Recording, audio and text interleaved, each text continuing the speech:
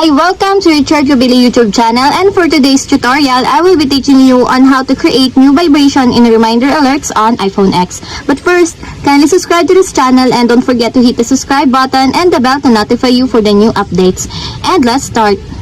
Using your iPhone X from your home screen, first, go to Settings. In the settings, scroll down and click the Sounds and Haptics. Then, in the Sounds and Haptics, go to Sounds and Haptics Pattern section, then click the Reminder Alerts. Then in the Reminder Alerts, click the Vibration. And after that, scroll down and go to Custom section, then click the Create New Vibration.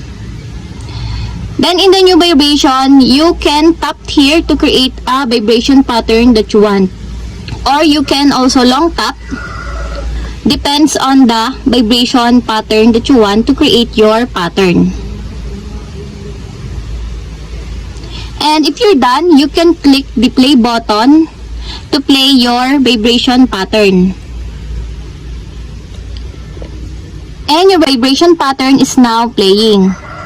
And if you're done, you can save your vibration pattern by clicking the save button on the upper corner of the screen.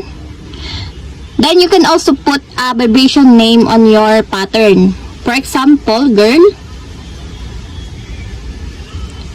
Then click save to save your file.